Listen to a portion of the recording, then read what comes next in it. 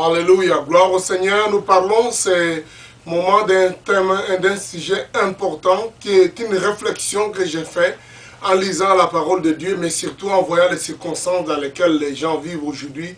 On a l'impression que les gens disent que si les gens prient, les gens cherchent à connaître Dieu, c'est parce qu'ils souffrent, c'est parce qu'ils sont dans la détresse et qu'ils veulent à tout prix s'accrocher au Seigneur pour les secours. Mais je voudrais, dans les cas d'espèce, lire un cas dans la Bible où on a quelqu'un qui, pendant la détresse, la souffrance, il a péché davantage et s'est éloigné de Dieu. Une autre chose que je voudrais évoquer ici, c'est par rapport à cette personne, c'est qu'il se trouve au milieu de deux générations de gens corrects et justes.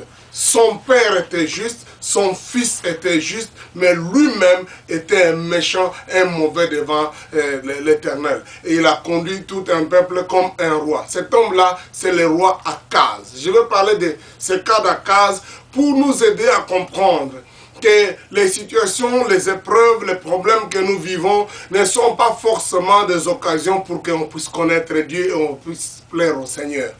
Nous devons apprendre à plaire au Seigneur comme une décision pour que nous puissions être sauvés. Sauvés non seulement des situations présentes, mais sauvés pour l'éternité, pour notre vie après que nous soyons morts. Donc ceci est très important que nous puissions réaliser ça. J'ai prié Dieu que pendant cette période de crise, que les gens ne puissent pas s'éloigner de Dieu et ne puissent pas trouver ça comme une occasion pour davantage s'enfoncer dans le mal. Parce que la Bible dit que quand donc, il y aura les détresses, les épreuves, la foi d'un grand nombre se refroidira, l'amour se refroidira et plusieurs même tenteront d'abandonner. Nous prions Dieu que Dieu, au travers de ces messages, nous défie et nous amène à trouver les vrais refuges en Dieu et surtout nous remettre en ordre avec lui. Seigneur, je te bénis, je te loue pour cette grâce que tu me donnes. Je te prie, oh Dieu, que tu parles à ton peuple au travers de ta parole. Au nom de Jésus. Amen. L'histoire se trouve dans le second livre des Chroniques au chapitre 28. On parle du roi Akab qui était le roi de Juda. Je voudrais placer d'abord dans le contexte pour dire qu'il y a une époque où en Israël, où le peuple de Dieu est divisé en deux royaumes. Il y a le royaume du nord qu'on appelait Israël et le royaume du sud qu'on appelait le royaume de Juda. Et le royaume du nord était un royaume qui est né sur base de la rébellion, des gens qui ont voulu quitter la dynastie de David et qui ont suivi Jéroboam, un homme qui a vraiment amené, la Bible dit, il a péché devant l'Éternel en amenant beaucoup de mauvaises choses en Israël. De telle sorte que le royaume du nord était déjà considéré comme pas spirituel, désobéissant devant l'Éternel. Et le royaume du sud, qui était Juda, était conçu comme le royaume juste, le royaume qui était encore sous l'obéissance et la bénédiction de David parce qu'ils appartenaient à la dynastie de David. Et le roi Akaz ici, il est roi dans cette dynastie de David.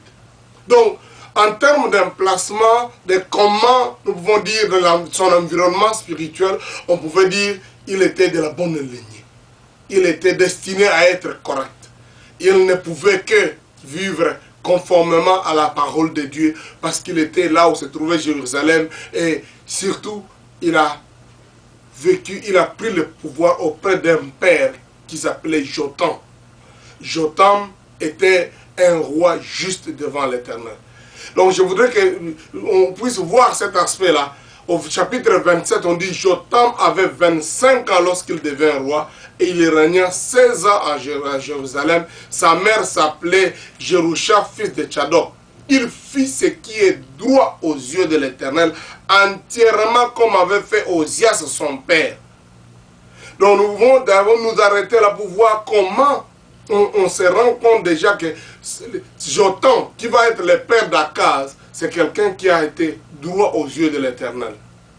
Il est vrai que le peuple s'est corrompu. Le peuple, la Bible dit à son époque là, donc le peuple s'est corrompu de plus en plus, mais lui, il obéissait au Seigneur. Le fils d'Akaz, c'est Ézéchias, un des bons rois en Israël. La Bible dit Ézéchias devient roi à l'âge de 25 ans. Il est régné à 29 ans à Jérusalem. Sa mère s'appelait Abijah, fille de Zacharie. Il fit ce qui est droit aux yeux de l'Éternel, entièrement comme avait fait David son père. Et on ne parle même plus de son père de Akaz, on fait allusion plus à David. Mais voici lui-même le père d'Ézéchias et le fils de Jotham, au chapitre 28 des 2 Chroniques.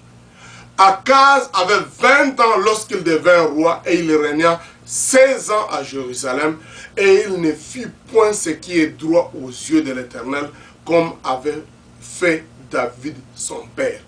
Il marchait dans les voies des rois d'Israël et même il fit des images en fonte pour les Baals.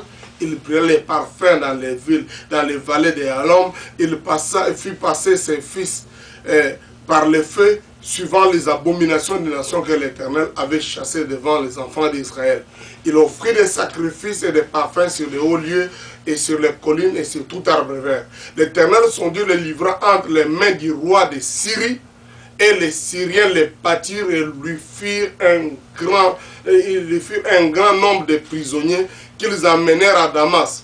Il fut aussi livré entre les mains des rois d'Israël qui lui fit éprouver une grande défaite.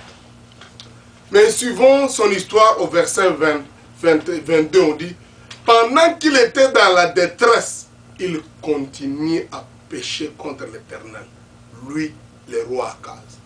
Pendant qu'il était dans la détresse, il continuait à pécher contre l'Éternel. Donc ça, c'est un message qui doit nous interpeller.